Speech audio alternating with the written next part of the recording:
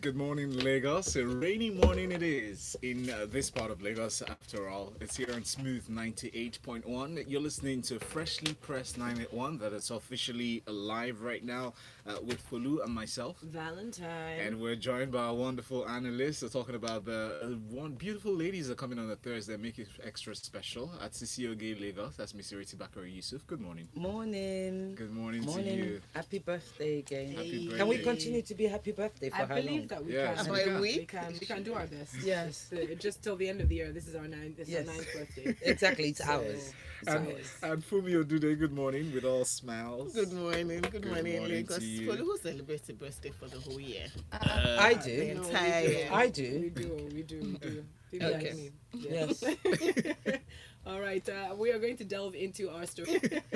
All right, we are going to delve into our stories for this morning. As usual, join us in conversation with your comments, and I do know that you'll definitely want to comment on a few of these stories. Use the hashtag FreshlyPress981 while you are up on Twitter, but also send us messages to our WhatsApp number, which is 0809-444-0981.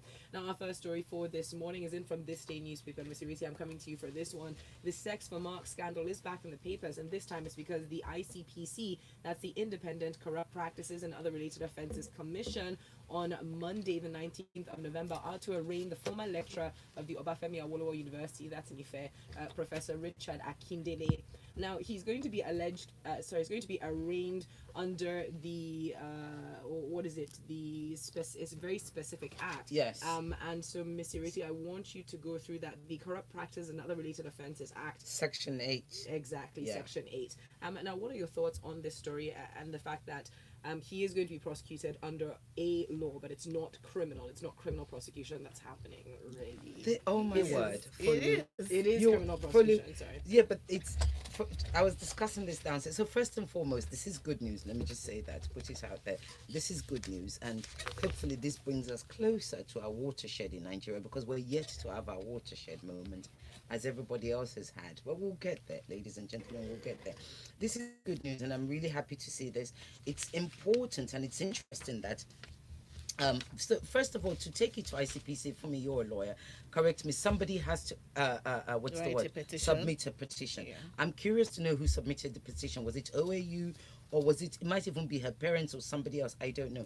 That this story doesn't tell us. That's important, because I would like to hope that it's the university that submitted a petition, because they are the one that have the responsibility, if you like, the burden of protection to Monica Osage.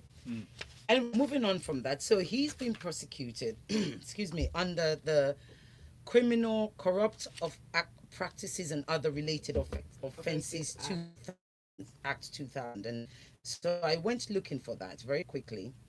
I know we're always in a rush on this program. Never enough time. So I went look. It says sort of what is 8(1)(a) and 2. In fact, I had to say to me, what are your people saying in this thing? So here's what they're saying. So A is asks for, so any person, the corrupt official, gratification by an official, any person corruptly asking for, receives or to receive or obtain any property or benefit of any kind for himself or for any persons. And it goes on and on and on and on. And as you get further down, it tells you that there's a 7-year jail term under the Sexual Harassment in Tertiary Education Prohibition Bill, which was passed in 2016. Okay. So why is nobody using in universities is carries a 5-year jail term, whereas this one's a 7-year jail term? But that doesn't matter to me. What matters to me is that people, if he had been prosecuted under the correct act, that's the correct word, right? Under the correct act, practice, Well, whatever. could have been prosecuted under both. Right. Well, I hope so, because it does actually say other offences. I don't know what that means. If he had been properly prosecuted, or should I say prosecuted under the proper act, what effectively will happen, it will send a strong message to university lecturers as well as the students. Okay. What this does is, when you're prosecuting somebody under corruption, we have to remember that in Nigeria, Nigeria as everybody's crime, quote unquote. Okay. Sexual violations and predatory is seen as a shame. Well, it's beginning to be seen as a shame. So you're crime. looking at Yes. this stigma of being you. prosecuted under a Sexual Offences Act versus Being being a corrupt individual. Because it makes him sound like one of the politicians. Now here's something else. It's almost gratification. to consider. Well, in your opinion, maybe gratification. I wouldn't go so far. I said 'cause- almost. Yes, because two things that you pointed out, and I do have to go and look under the Sexual Offences Bill that you quoted. Yeah, I don't think it has sexual become an act harassment yet. in tertiary education prohibition. Yes, bill. so it is still, so it hasn't been a I think it's been into law. domesticated. I'm not sure. I think it's Yes, been that's what I was domesticated. looking for, and I can't necessarily find it. It's still down as a bill until it becomes an act. You can't necessarily, unless I'm Prosecute mistaken, under my that. learned, Yeah, my unless senior it's at the bar here. domesticated, yeah. Yes, and the other thing as well to note is that he can still be prosecuted under Under other that as sexual well. offences, so he could still be prosecuted under the criminal code, Fantastic. depending on what the criminal code or which section they bring forward. But it is gratifying for the public to know it's a 7-year jail. It term. carries a jail It carries term. a So he 7-year tried jail to do a term. plea bargain Yes. to follow in line with what you're saying. So he tried to do a plea bargain, and then he talks about mental health. He said he's not well, as a fact that might make him unable to stand the rigors of prison life, notifying the commission through his lawyer, who is Omotayo Alade Fawole. So he wants a plea bargain, All right. and he talks about ill health. Okay, so We're not going to fall for that. are we? but we'll keep an eye on We this have and to, see and how I think it this develops. is exciting, though. But it's a good start. Thank you very much. Up next, government labor expects sacking if we must pay 30,000 naira. Now, it's phrased differently in other papers, but I thought this was the most amusing headline to take. What they're saying is they're still saying that we cannot afford to pay workers this minimum wage of 30,000 naira. If you are insisting on a minimum wage of 30,000 naira, it means that people will lose their jobs. But we did hear in this particular story from, I do believe, the General Secretary of the Nigeria Labour Congress, Dr. Peter Son, who said, stop confusing the issue of minimum wage with sacking or employing workers. That's something for them to bargain collectively on later. But that right now, they're just concerned with passing a minimum wage. Funmi, what are your thoughts? Because governors really say they can't afford it. Yes, the story, the man that gave the interview, the governor of Zamfara State, really spoke on a lot of issues beyond just being able to afford it. According to him, as it stands, only Lagos State will be able to afford it because only Lagos State can get the amount of money it spends. But other states like without- Bielsa, they're touting that they can. Well, It's one thing to shout. it's one thing to say, and and I will give the governors this plus: the fact that they're not just accepting it with, well, let's accept it, let's keep them quiet, and then the time will come to pay and implement, and they can't. And that is, as usual, most of our governors are looking to the federal because that's where the money comes from. One other major issue that he raises that is fantastic is that, listen, as it stands already, a lot of states are doing 70% on personnel cost and 30% on capital projects. And it's not sustainable. You're the same people that will come back and shout there's no infrastructure. But with the current rate as it is, we're already spending 70% of the monies that we get on paying salary.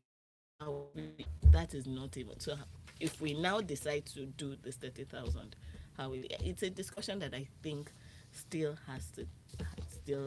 needs to continue because we can't afford it. Well, also a couple of things to consider. The governors are also a bit upset that the tripartite committee didn't consider their submission for 22,500, I believe was their submission. When they keep pointing to saying, well, the federal government should increase the allocation towards the states, I thought we're talking about more responsibility or generating better IGR within the states themselves. Yeah, that's the issue that I had because as it stands, they want more portion of VAT, more portion from the regular federal government, the federal government revenue. The governors are not thinking about the IGR, but until they do that, the reality on ground, that is what they're saying to Labour. The reality on ground is that this 30,000 naira is not feasible. Even the 22,500, we had some states shout that. I mean, even that we cannot afford. So I think at the side of Labour, it's been too long. The minimum wage as it stands has taken too long. But an increment without dealing with the size of the labor force. Yes. It's wishful thinking. And it's really interesting because Minister of Education just recently announced that they are still standing by the December 31, 2019 deadline of weeding out on unqualified teachers. So that just might be part of the whole, downsizing process. Anyway, so let's look to this next story from Vanguard newspaper. No money for unemployment reports. That's from the Statistician-General of the Federation, Yemi Kale. He said yesterday that the federal government has not released money for the National Bureau of Statistics to complete the nation's unemployment report. He's crying out because he's been accused of hoarding figures so as not to damage the reputation of President Muhammadu Buhari's administration going into an election year. And if I quote him correctly on Twitter, he said, "You people should stop this. I've told you there is no money." End of story. I mean, yeah, you're so right, Valentine. I mean, look, okay, we're in that season, as ridiculous as it might seem. It's, politicking or politicizing everything is as similar as tinsel during Christmas. It's synonymous to tinsel during Christmas. It's just everything must be exaggerated. And Yemi Kale is somebody that I think I respect very much. I think a lot of people respect him very much. I mean, first and foremost, Statistician-General of Nigeria is in itself must be something that gives you a migraine, never mind a headache, So he has been releasing figures, and he said, look, we've been releasing figures. Nobody's giving us money to do this. And we have to understand that. Ask somebody like Cheta, whose company deals in statistics. Thank you very much. It is expensive. Getting data is expensive, and it becomes even more expensive in a vast country and sort of, how should I say, with a growing multifaceted terrain like Nigeria. It becomes even more expensive. So I'll quote him very quickly. What he said is, I know it. So the group that's accusing him are called mobilized called Unemployed Youth for Atiku, right? They're the ones attacking Yemi Kale on Twitter, and Yemi responded to them and said, I know it's election time, but I've said this repeatedly. Nobody's calling me to manipulate any data or not to release it. The work cannot be done due to budgetary releases. It is not hard to confirm when we last got data funding. Anyway, the last figures was we went from, I think, 15.9 million in Q2 2017 to 18 million unemployment. And in the third quarter. I'm sure we've probably gone up higher than that. Thank you. It is what it is. Thank you. Up next, let's talk about this story from the Premium Times. Nigeria raises $2 billion and other projects. So the Finance Ministry statement on Wednesday says that our notes comprise of a $1.18 billion 7-year series, a $1 billion 12-year series, and $750 million 30-year series. Now, the Minister of Finance, Zainab Ahmed, said the successful transactions that have occurred follow closely behind our successful engagement with the Fitch rating agency and their decision to change the outlook on Nigeria's sovereign B+ negative to a B+ stable based on improving macroeconomic fundamentals. Says the fact that some of our bonds are oversubscribed. Just says, do you know what? There is confidence in the markets. For me, your thoughts? First and foremost, we now see the importance of those things. When a negative report comes out, and they're usually international, there's a group of us that like to do, what's that? But we now see the importance of them. They help us in securing facilities. So yes, again, raising our debt profile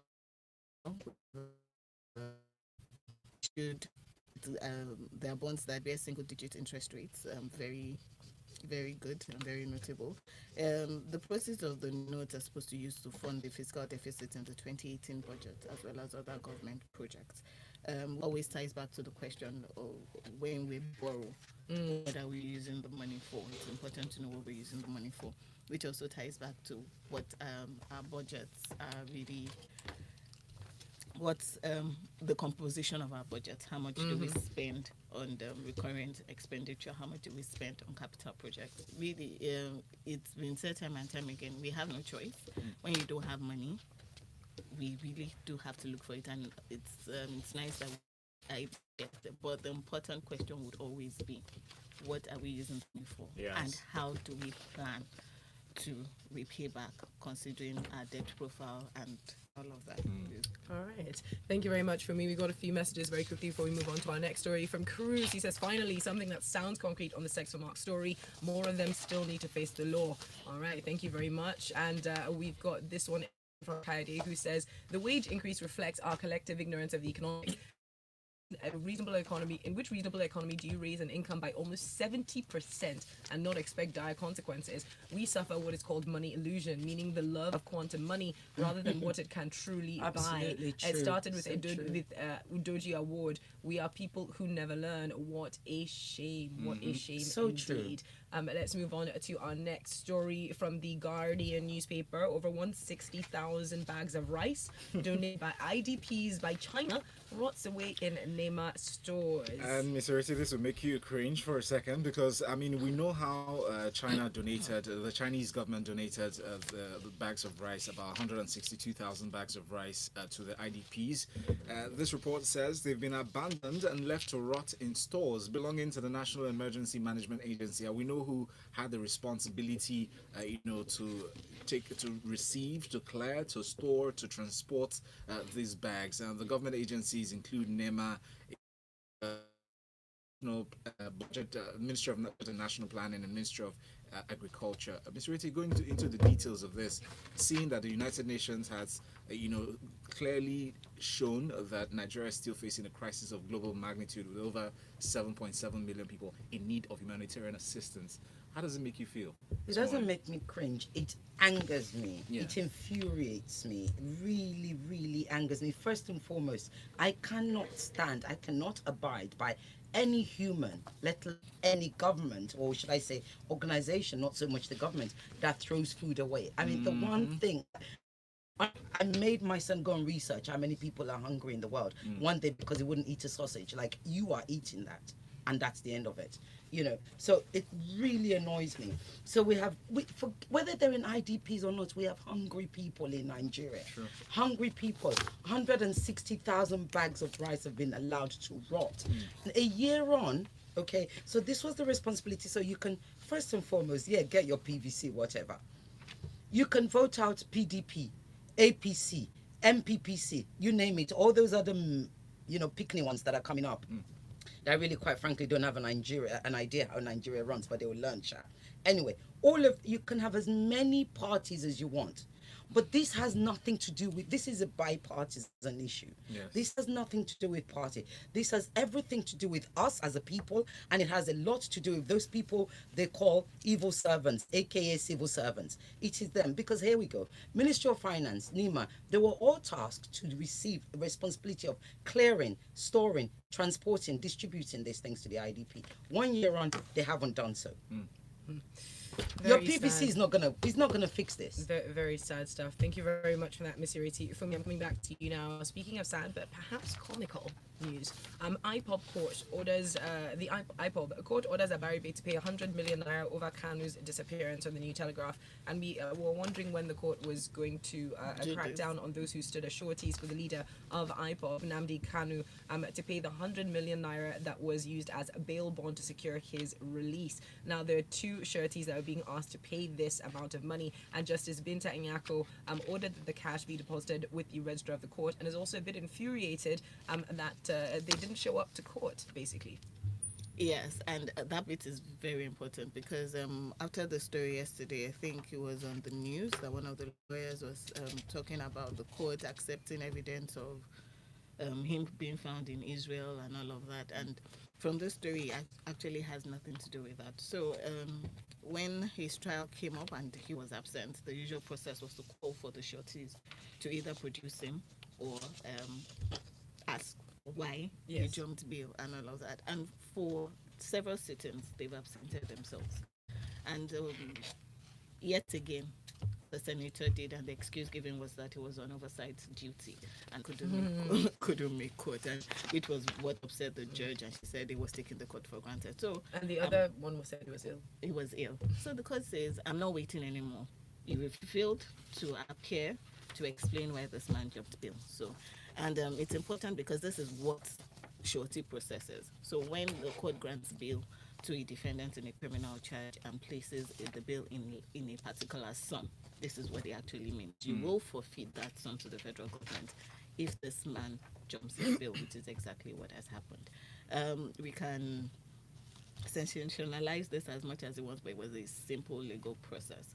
They've been given 2 months to pay the sum to the court, and they've been given 6 months within which it would now be permanently forfeited if they do not produce Nnamdi Kanu within that period of time. I think it's almost safe to say that it will be permanently forfeited.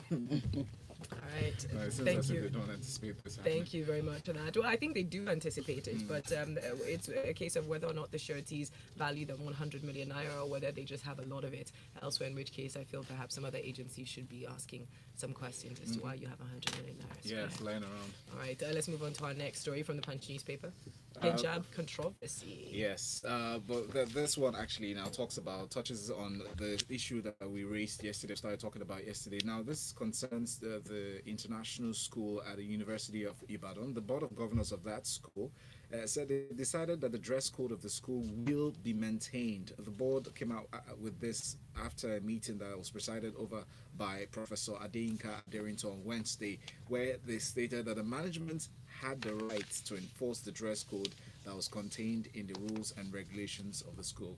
Ms. Ireti, what are your thoughts on this? So this is interesting, and one is always, I don't know, discombobulated every time. You know, when we talk about school uniform, we constantly talk about Muslim students.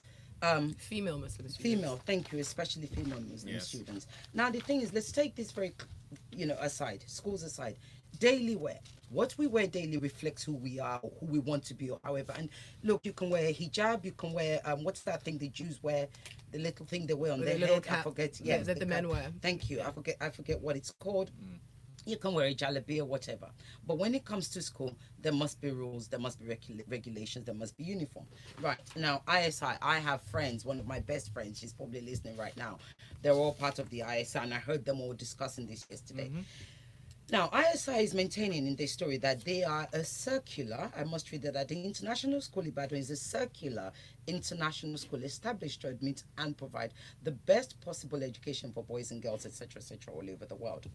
Well, incidentally, Nigeria is also actually a circular country, okay, where you are free to practice whatever religion you want in the world. So it's a tale of, sort of 6 of this and half a dozen or the other. Who is correct? Who came first, the chicken or the egg? Question being, if you're a circular school, why can't I send my child there? Right? Wearing the hijab, as long as she conforms, you can say this is the color they must wear, as long as she conforms within the what's it called? The uniform code.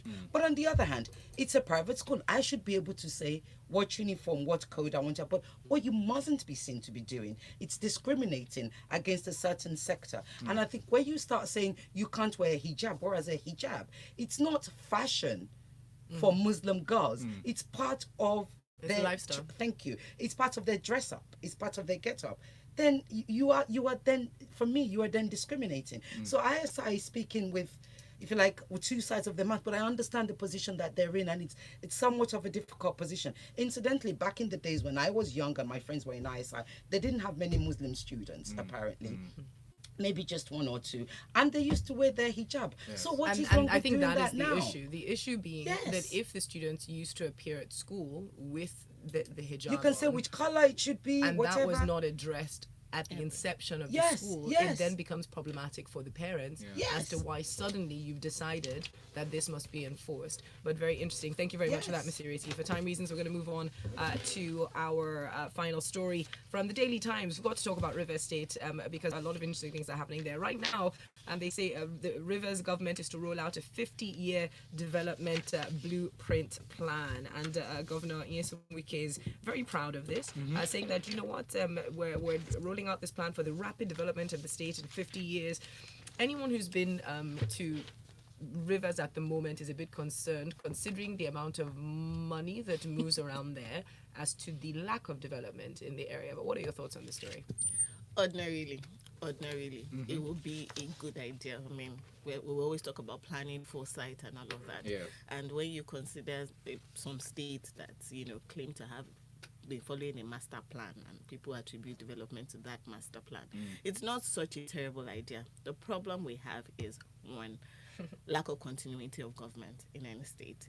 If the opposition party seems to claims control of every state, we seem to have a tendency of wanting to destroy everything the president and predecessor has done. Yeah. Government is a continuity, and it is actually a good idea to have a long-term plan if we're sure that everybody was going to stick to that plan. And then if this plan is not just another means to for a way to have true government grants, let's create a committee to do this thing, and So it can if be it's sustained. not an excuse to siphon money, this would have been a very, very fantastic idea. The only problem I have with it is sustainability in Nigeria, where it is the duty of everybody that enters office to destroy the works of his predecessor. Although, if you get to River State right now and really interview or ask randomly 20 people, about their impression of the governor, they would say to you that the governor is really trying. He's done better than most governors in the past, because road construction that was abandoned by two administrations before had been completed, especially the one leading from the international airport into the town. You know how to gauge governance in this country. It's always this is one of the situations where the views of the popular is not almost always the correct truth. If you measure development versus the amount of revenue that enters the state, if you gave those same people that you were asking the questions the information about the revenue that they got, let's now see if they would maintain the same position. Thank you very much for that, because when we hear billions are being spent to build primary schools, it does raise the eyebrows, because primary schools should not cost billions to build. No. We do have several messages coming in though. Rosmi Showmi from Amodofing says, our governors should think of creative ways to boost their IGR. To say that they cannot pay a minimum wage of 30,000 is deceptive. They spend so much on governance and overlook the loopholes that encourage waste and illegal financial flow. If they have a conscience, they'll realize that 30,000 a month is an average of 1,000 a day, and this amount cannot contain the present cost of living. I encourage them to get serious. Very interesting when you see that Rivers is excited about the celebration of their Golden Jubilee Committee when people are not being paid salaries. Still more messages are coming in. This one is in from Chris. Chris says, let's call a spade by its proper name. Doesn't the inefficiency of NEMA speak to the insensitivity and ineptitude of the present government? 160,000 bags of donated rice left to rot for a year, and IDPs and other Nigerians are hungry.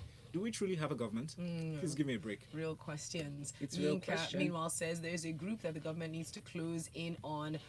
These are a bunch of confusionists. I think Murik he's talking about. How does the hijab help the development of the child's brain? School is just 5 to 6 hours in a day out of 24 hours. I'm sure they can live without it, he says. Excuse you? Yes. Excuse your ignorance? Yes, that's just not being aware of the reality of that being present in people's lives. While Osai says, please, if you have a uniform, stick to it. You shouldn't give preferential treatment to a particular religion. If it is my religion not to wear shoes, will you allow me into your school? Please, says Osai. Just sticking with the same back and forth arguments that we've had for quite a while. Very, very interesting. And this final one is in from Rainmaker, who says, for me, just note that the governors are just trying to pull the legs of Labour. NLC will never come back and say infrastructure is bad. They will never complain about policy and procedures.